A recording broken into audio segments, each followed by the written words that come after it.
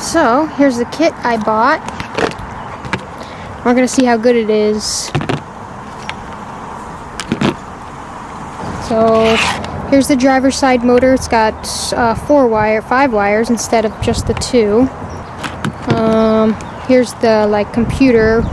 We'll put that on the driver's side as well.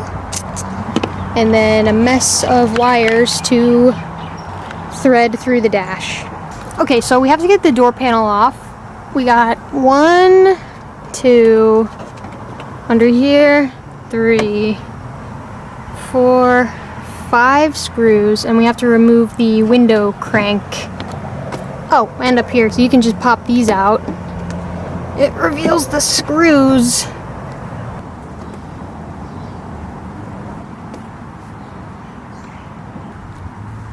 Alright, so it seems like you somewhat have to work kind of two-handed. I'm going to use this to pry it open and then try and use something like this to hook out the pin. So we'll see if that works.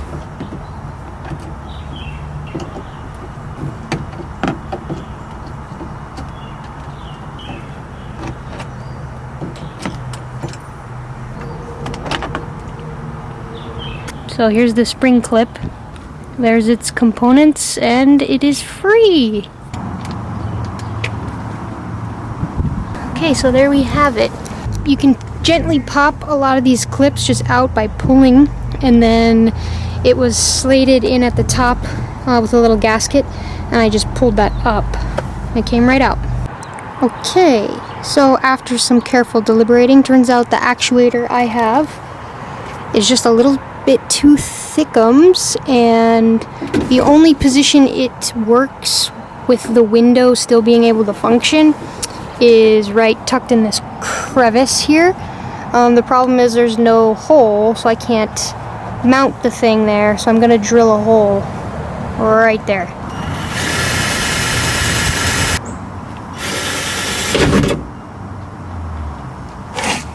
We know where we have to mount it. We have to put on some pieces onto this rod. So we got this. So this small hole's for the rod. This is for the other locking mechanism rod.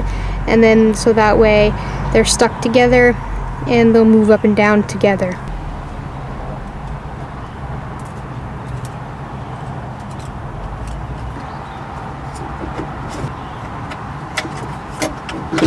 I need to cut off this excess because it's just in the way.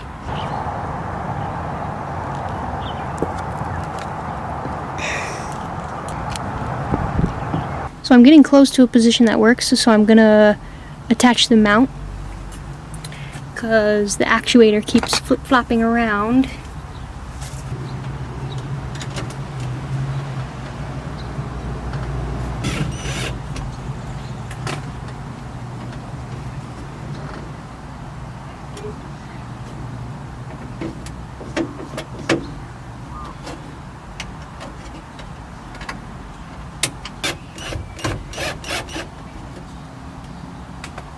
Okay, let's see. Alright, that's perfect. Okay, nice. So I think I have a mounting position that works. I pushed this piece up to about here where I could kind of drill the screwdriver from here, and that might have worked. To stand by on that one. The problem is it's kind of like pegged in the door in a way that it might not let it move, but we'll see. So it's just rubbing right there a lot. Let's see if we can fix that.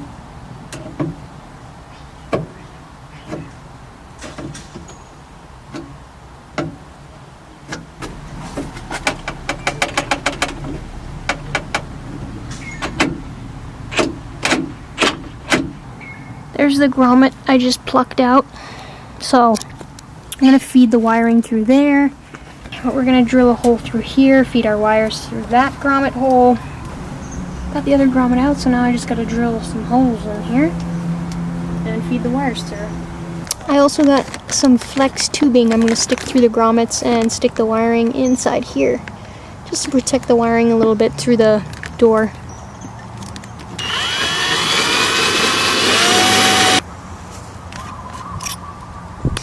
So supposedly there's supposed to be some kind of hole up here that you can feed the wire down through this grommet, but I just cannot find it, so I think I'm gonna drill my own hole.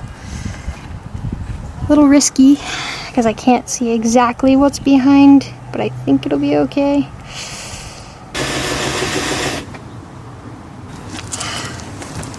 Oh crap, I feel like you guys probably didn't see anything I just did. Sorry. I'm gonna see if I've made contact with the other side yet, so I'm gonna try and shine some light and see if I can see it out the other side, make sure I'm not actually drilling into anything before I go any further.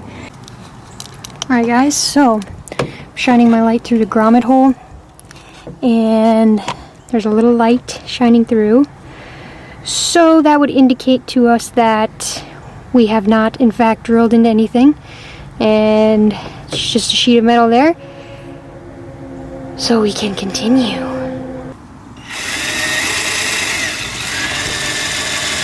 Alrighty, so I think the hole should be big enough now, if you guys can see. So hopefully you should be able to feed the wires through there, out the grommet, out the other grommet, and then feed the wires through that hole, down and up, and put the control box maybe somewhere up here. Route the cables through the other side, T-tap at the fuse control area. Put some T-taps through over here in this harness. And then, well, shoot, it should be hopefully good after that. I'm also gonna try to spray some rust reformer in this hole because I just sliced up that metal in there. So I want to try and protect that and hopefully not let it rust there. Okay, so here's the state of the door. Got the wire loom on. Gonna test to make sure the door still closes as it should. And then ran that wire to the actuator, and it does make it, just barely, but it does. And final test to make sure the door still can close here in the jam. Oh yeah. Perfect. Works good. Nice. That'll do, pig. That'll do. I may continue the wire loom through as well, just because there are some metal pieces here. I don't want it to, over time, like, wear down the electrical tape. So, yeah, I might just wrap the whole thing. And then the door should be done. Still have to route the connect to the controller, and then connect to power and ground, and then we'll be done. Well, with this side. Still have to do the passenger side. Yay. So, a progress check. I routed the next green and blue wires through the dash. That was a bit of a struggle. I had to pop off this panel here. This just pops out. Then I had to feed the green and blue wires to myself using pliers through around where the fuse box is, stuck my hand up, made contact with the wires, pulled those through. The first time around I did end up dropping the pliers and they got stuck around there, and that was really troublesome, but I was able to fish them out, thank goodness. But yep, then at that point pushed them through as much as I could, then took off the glove box, stuck my hand through there and pulled out the rest of the way. I'm not going to finish this door until I can get the wiring done, so I'm going to take the disconnect the battery and figure out that mess of wires and tap everything in.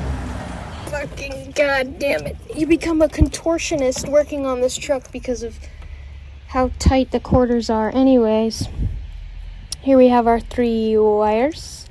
Red for power. These 2 are going to be turn signals.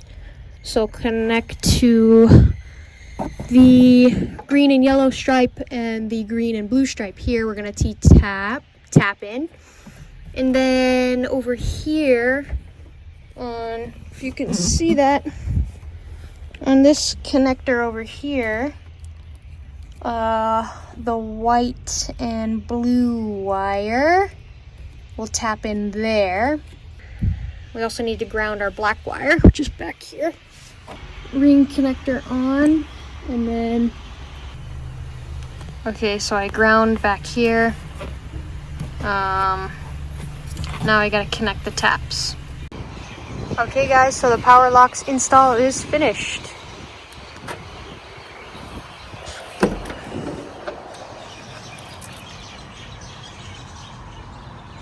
Here's how I mounted them as a reminder.